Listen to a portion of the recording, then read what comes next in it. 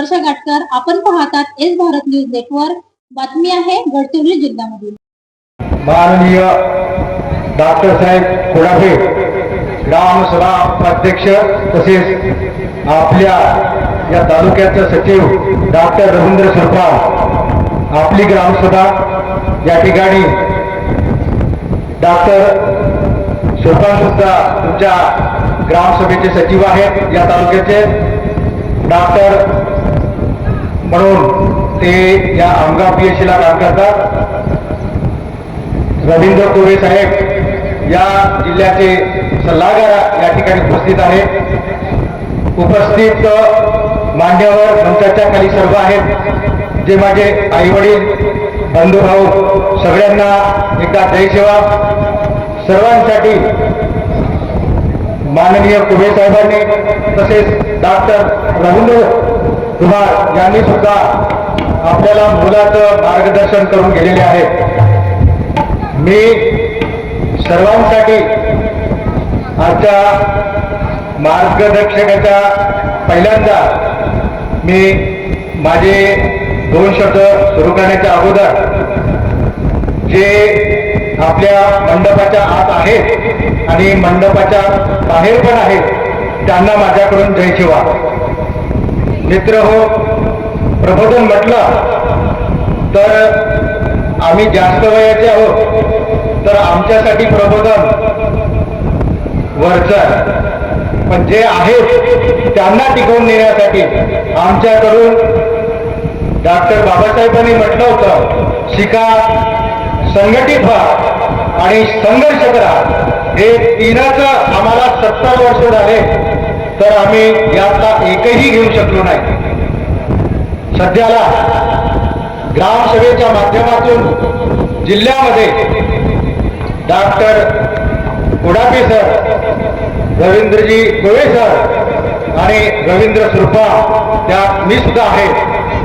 एक मोलाची कामगिरी घेऊन आम्ही सतत तुमच्या गावालाच नाही तर गडचिरोलीमध्ये कमसे कम 45 गाव आणि जवळजवळ 1 लाख लोकांसोबत संवाद साधलेला आहे. माझं भाषण देताना प्रथम आपण घरून सुरुवात करू. ज्यांच्याकडे सुशिक्षित मुलगा असेल त्यांनी आमचा नंबर कोडापे सर करून घ्यायचा. तुम्हाला सनदी अधिकारी बनण्यासाठी सुद्धा जर आमच्याकडून मदतीशिवाय कोणी होत नाही, मदत लागलीच तर चेहराही लक्षात ठेवा. आम्ही मार्कंडा देऊचे आहेत.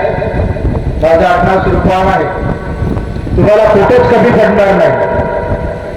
तुमचा मुलगा जर UPSC ला जात असेल तर मी मदतीला कोटच कमी पडणार आणि एवढं भव्य दिव्य या ठिकाणी आपला खर्च झाला याचं परतफेड म्हणून सांगतो. मुलींनी शिक्षण सोडू नये आणि मुलांनीही शिक्षण सोडू नये. तुमच्या आईवडिलांसाठी नाही तर माझ्यासाठी म्हणून कोणीतरी या मंचात उपस्थित असलेली मुलगी किंवा 5 वर्षामध्ये त्यांनी तहसीलदार किंवा नायब तहसीलदारची तरी नोकरी मिळवावी. परत मी तुमच्या गावाला येईल आणि तुमच्या पाठीवर हात ठेवीन. याची जबाबदारी माझ्याकडे सुद्धा द्या आणि आई वडिलांना सुद्धा द्या. आपल्याकडे ऐकायला कमी असतील तरी पण आम्ही जवळजवळ 45 सभा घेतल्या.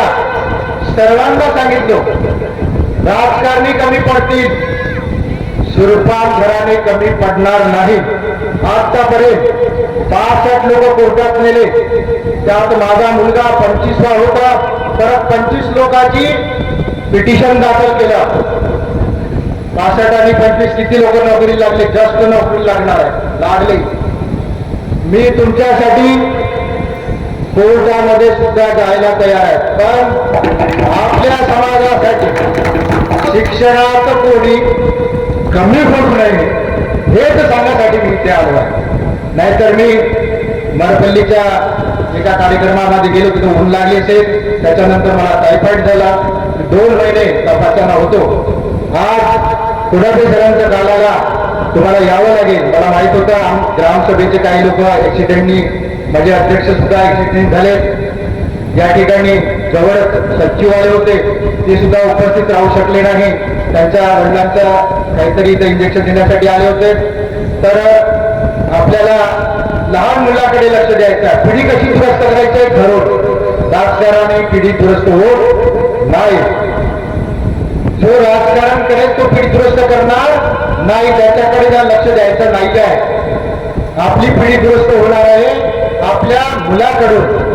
थोडं जर वडिलांनी केलं असेल तर मुलांनी त्याला सहकार्य केलं तर आपण आपली परिस्थिती लोकांबरोबर पोहोचू शकू, नाहीतर पोहोचणार नाही. ज्यांचं कमी शिक्षण झालं असेल 12वी, त्यांना सुद्धा मी मदत करणार आहे. समाज कल्याण गडचिरोली, स्किल डेव्हलपमेंट गडचिरोली या ठिकाणी कोणी जर ट्रॅक्टर मेटॅडोर याचं दुरुस्ती करण्यासाठी आपण प्रोसेस करणार असाल तर तुम्हाला मी तात्काळ इमर्जन्सी 24 घंट्यात मदत करायला तयार आहे. 24 घंट्यात आज फोन केला तर तुमच्या गावाला उद्या अधिकारी येऊन तुम्हाला न्यायालय तयार आहे. याच्या पलीकडे मी का देऊ शकतो? तुम्ही ठरवून टाकायचं. ग्रामसभा ही सर्व जसे टेकाम साहेबांनी एकत्र केले तसंच माझ्यासाठी तुम्हाला शिक्षण घ्यायचं आहे. या तालुक्यातून 5 वर्षामध्ये सनदी कितीकडे जावं असं माझी इच्छा आहे. आणि म्हणूनच ग्रामसभेमध्ये ज्या ज्या ग्रामसभेमध्ये मला जायचं काम पडलं त्या ठिकाणी मी हेच सांगत गेलो की तुम्हाला तुमच्या मुलाला जास्तीत जास्त शिकवायचं आहे. मग आता तुम्ही मला मी गरीब आहे तर कसा शिकवाल? तुमचा मुलगा जर सायन्स मध्ये चांगला असेल, मी मार्कंडा देवला. तुमचा मुलगा सायन्स मध्ये चांगला असेल तर मी मार्कंडा देवला पोहोचेल पुण्यामध्ये.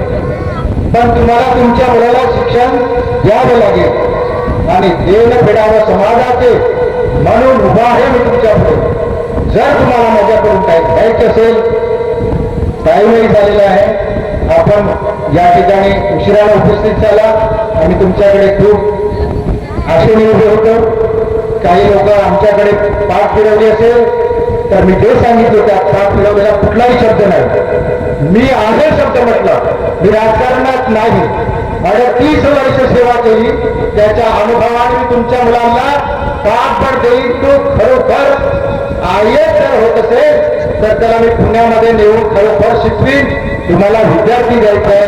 जय हिंद, जय महाराष्ट्र, जय शिवराय.